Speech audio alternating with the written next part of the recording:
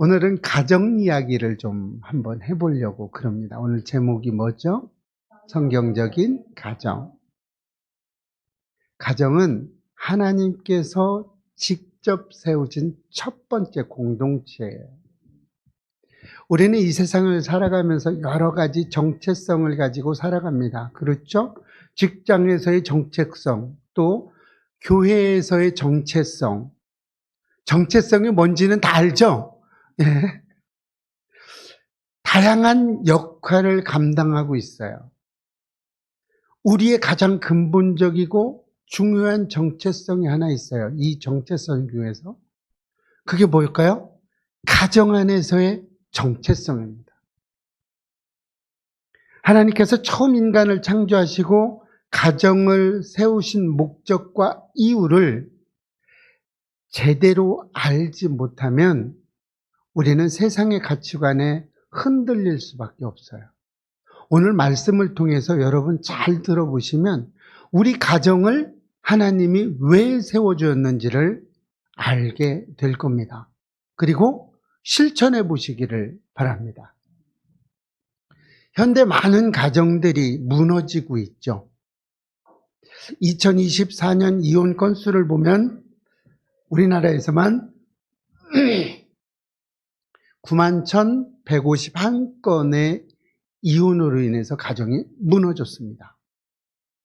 그런데 이 이혼보다 더 심각하게 가정을 무너뜨리는 것이 있어요. 그게 뭐냐면 결혼 자체를 기피하는 세대가 증가하면서 가정의 정의조차도 혼란스러운 시대가 되어버렸어요. 이제는 결혼을 안 하려고 그래요. 결혼을 해도 피치 못할 사정에 의해서 아이가 안 생기는 건 어쩔 수 없죠. 그런데 아이도 인위적으로 낳지 않으려고 합니다. 가정이라는 공동체를 아예 혼미스럽게 하고 있죠. 창세기 2장에서 하나님께서 가정을 어떻게 세우셨는지를 보여주고 있죠. 그리고 그 가정의 본질이 무엇인지를 알려주고 있어요. 그래서 우리는 오늘 가정에 대해서 깊이 묵상하고 마음에 새겨서 우리 가정이 다시 회복되고 하나님 앞에서 아름답게 세워지시기를 소망합니다. 창세기 1장에서 어떻게 했죠? 하나님의 창조 사역이 6일 동안 지속이 됐어요. 그리고 마지막 날 인간을 창조하셨죠. 6일째 되는 날이죠. 그리고 완성은 언제 했어요? 7일째 되던 날 완성을 하고 휴식을 취하셨어요. 그리고 창세기 2장으로 건너와서 그 창조 가운데 인간의 창조와 그 인간을 위한 가정의 탄생에 대해서 상세하게 기록해 놓고 있어요. 오늘 본문이 그거였죠? 상세하게 기록했어요. 특별히 오늘 본문은 아담이 창조된 후에 홀로 존재할 때 하나님께서 여자를 창조하시는 장면이 나옵니다. 그랬죠? 아담이 혼자 있었어요. 그래서 누구를 만들어요? 여자를 창조해 주시죠. 이 장면은, 이 말씀은 하나님께서 설계하신 가정의 원형이에요. 여러분의 가정은 여러분이 선택해서 물론 선택을 해서 했다고 하지만 이 원형은 오늘 아담에게 여자를 지어준 하나님의 원형이 된다는 거예요. 원형이라는 건 뭐예요? 모범이라는 거죠. 그 틀을 가지고 있다는 거죠. 오늘 모든 가정의 기초가 되는 거예요. 가정은 이렇게 하나님이 만들어주신 거예요. 그러므로 오늘 본문은 가정의 본질과 목적, 그리고 구조와 관계를 명확히 알려주는 아주 중요한 말씀입니다. 여러분 깊이 들으시고 우리의 삶에 적용하고 우리 가정에 적용했으면 좋겠어요. 가정은 하나님의 창조 질서 속에서 세워진 동역 공동체예요. 동역 공동체입니다. 오늘 본문 18절 한번 읽어볼까요? 시작. 여호와 하나님이 이르시되 사람이 혼자 사는 것이 좋지 아니하니 내가 그를 위하여 돕는 배필을 지으리라 하시니라. 하나님이 아담을 창조했어요. 그랬는데 뭐라고 얘기해요? 좋지 않다고 얘기해요. 우리 말씀을 보면 첫째 날부터 여섯째 날까지 하나님이 창조해놓고 뭐라고 얘기해요? 보기에 좋았더라고 얘기했어요. 이것과 대조적인 지금 이야기를 하고 있죠. 아주 이런 표현을 하고 있어요. 그래서 돕는 배필을 주어주셨어요. 인간은 독립적인 존재가 아니에요. 인간은 관계적인 존재로 창조되었습니다. 하나님께서 지으신 돕는 배필은 여러분 보조자라고 생각하셨죠? 절대 그렇지 않습니다. 여러분 아내를 왜 보조자라고 생각하는지 저는 참 이해가 잘 안 돼요. 돕는 배필이라는 번역된 이 히브리어 어제르 케네그도 이거는요. 보조자라는 말이 아니라 상호 보완적이며 대등한 동역자라는 뜻을 가지고 있어요. 하나님은 아담이 자신의 하나님의 사명을 감당하는데 부족하다고 생각을 했어요. 그래서 아담의 삶과 사역을 함께 동역할 여자를 창조해 주셨던 거예요. 돕는 배필은 결코 열등한 존재가 아니에요. 서로 부족함을 채워주는 존재입니다. 그리고 하나님의 사명을 감당하는데 반드시 필요한 동역자예요. 이렇게 하나님은 가정을 통해서 인간의 외로움과 한계를 채워주셨습니다. 여러분, 제가 늘상 말씀드리는 것과 비슷하죠? 여러분, 왜 문제가 되는 줄 알아요? 아내를 여자로 쳐다보기 때문에 문제가 됩니다. 남편을 남자로 쳐다보니까 문제가 되는 거예요. 왜요?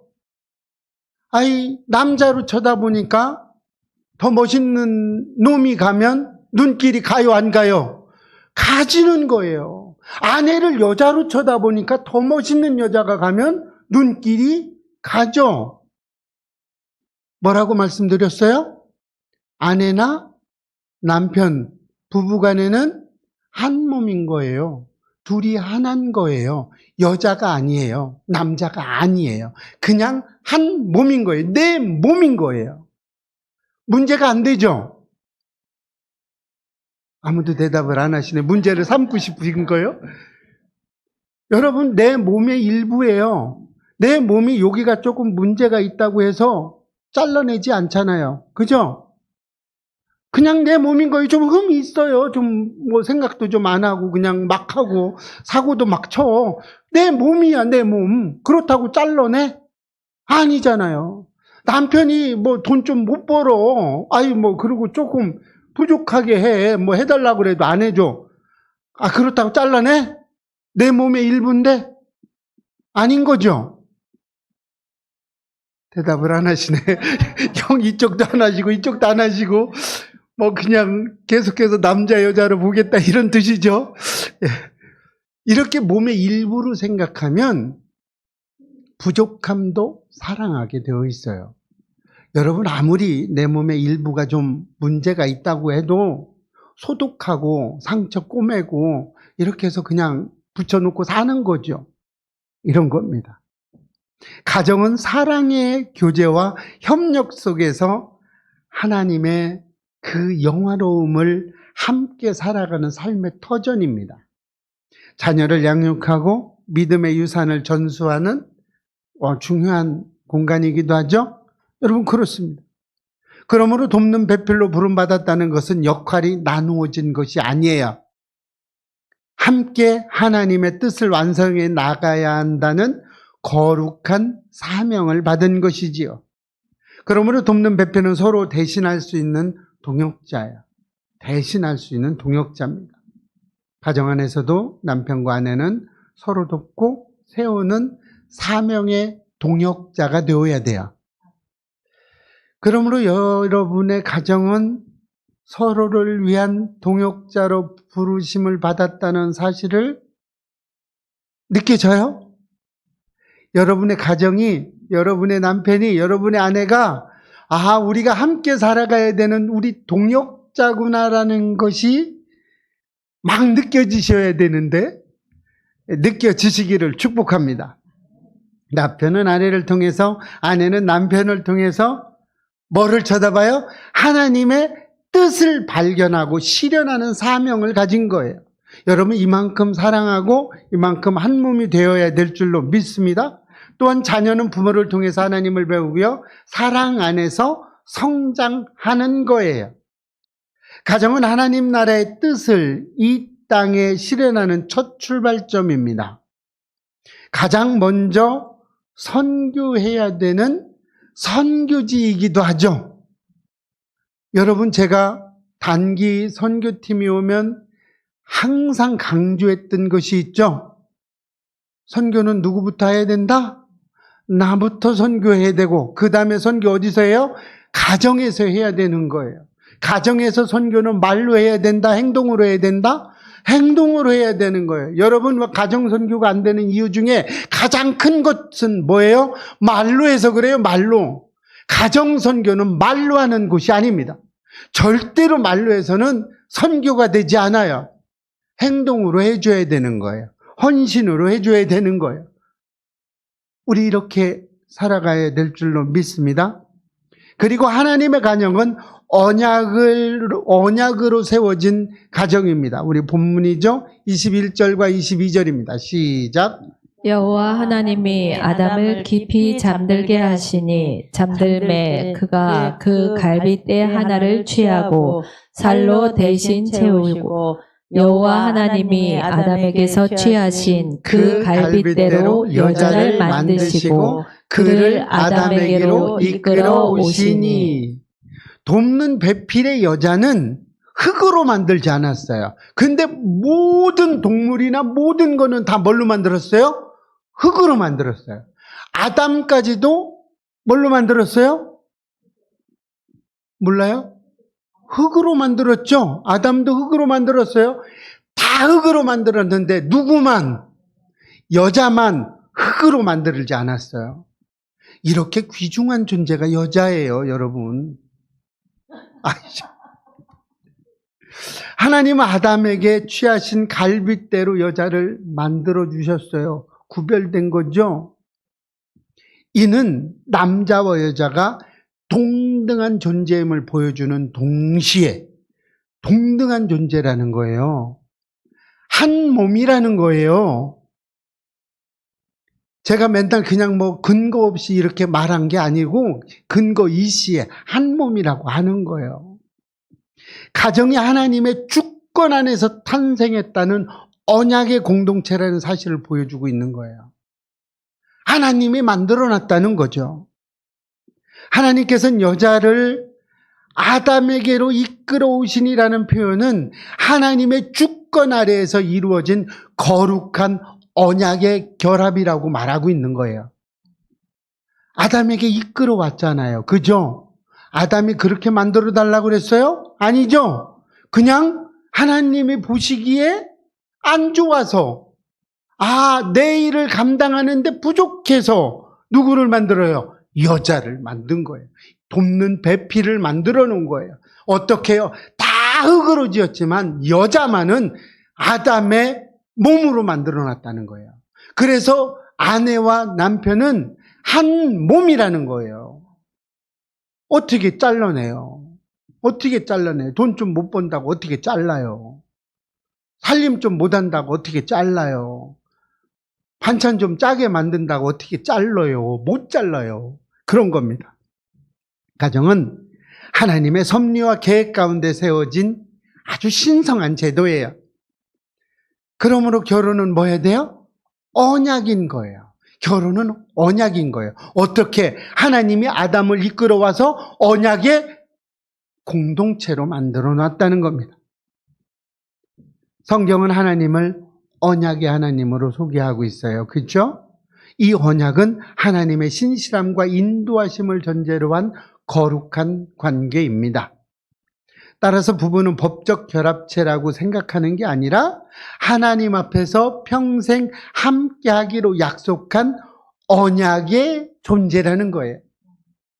그래서 성경에서 얘기하죠. 하나님이 만들어 놓은 것을 나누지 못한다고 이야기하고 있죠? 이런 거예요. 못 나눈다는 이야기입니다. 말라기 선지자는 이스라엘 백성들에게 이렇게 경고했어요. 말라기 2장 15절입니다. 시작. 이는 경건한 자손을 얻고자 하심이라.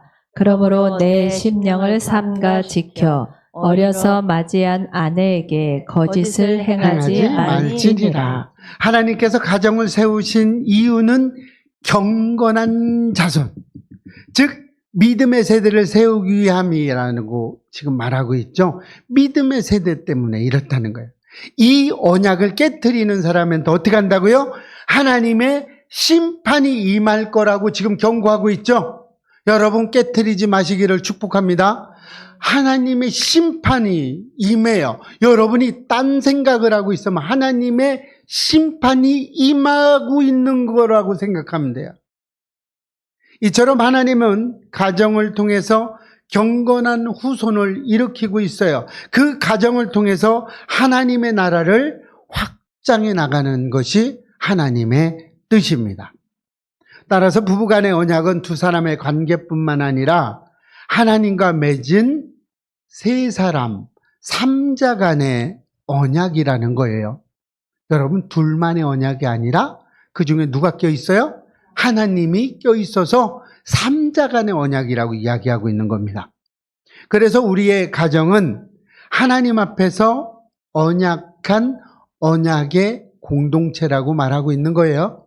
여러분의 가정은 언약의 공동체로 살아가고 있죠? 반드시 하나님이 지켜보고 계십니다. 계약이나 협상이 아니에요. 평생을 함께하기로 한 아주 신성한 언약인 것입니다. 하나님은 언약을 신실히 지키시는 분이에요. 하나님은 언약의 하나님이라고 그랬어요. 우리도 이 언약 안에서 신실함과 헌신으로 살아가야 될 줄로 믿습니다. 결혼 생활 속에서 갈등과 어려움이 있다 할지라도 이 언약의 신실함을 붙들고 서로를 지켜주는 것이 성경적인 가정이라는 거예요. 여러분, 이 성경적인 가정이 아주 경건한 가정이라는 거 잊지 않으시기를 바랍니다. 성경적인 가정은 사랑과 연합의 공동체예요. 본문 24절과 25절입니다. 시작.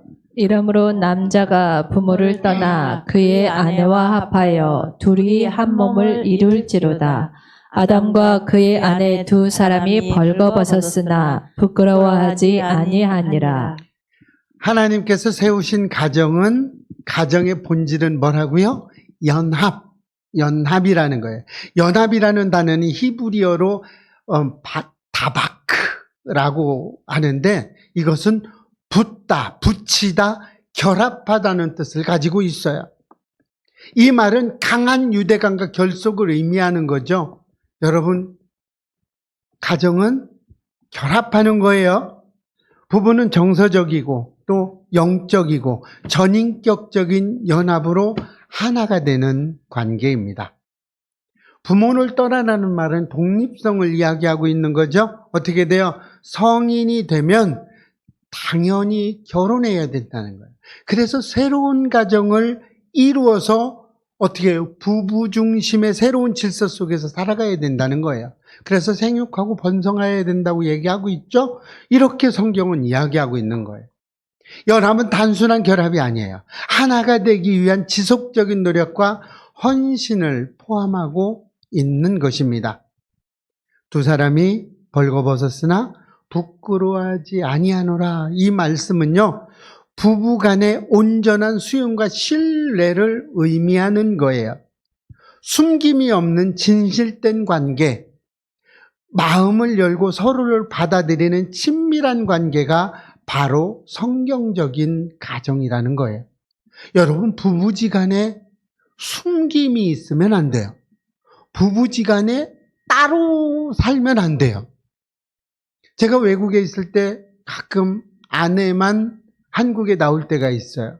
그럼 저는 제 휴대폰을 주고 가지고 가라고 그래요. 왜 그러냐면 한국에 제 휴대폰은 늘 살아있지만 아내 휴대폰은 없었어요.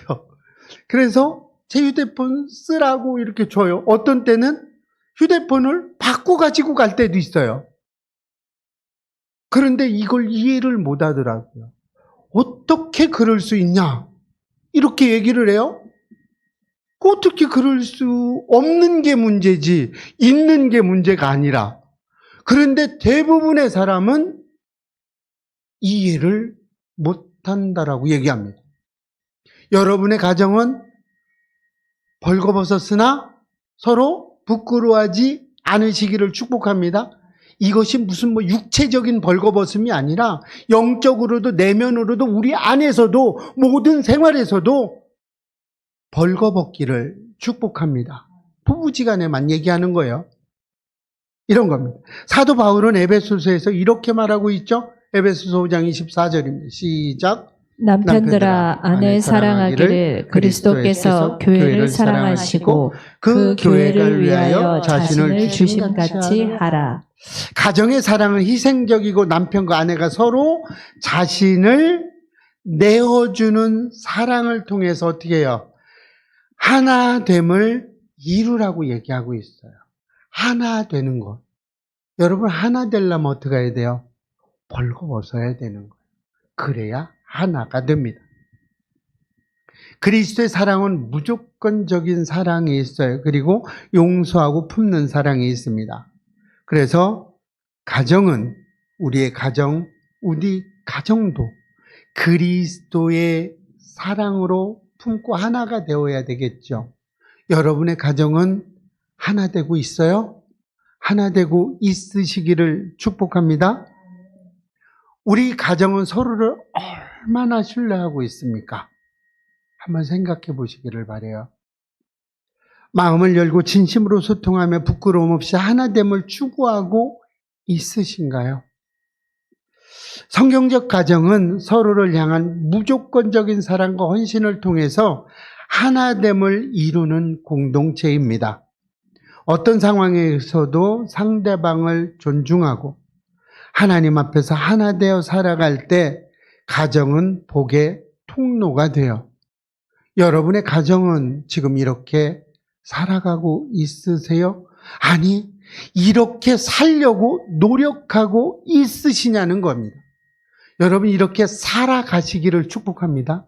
이렇게 살아가도록 발버둥 치시기를 바랍니다. 이랬을 때 하나님은 우리의 가정을 복의 통로로 사용해 주실 겁니다. 이 복된 통로의 가정이 저와 여러분의 가정이 되고 하나님을 믿는 그리스도인들의 가정이 되시기를 주의 이름으로 축원합니다.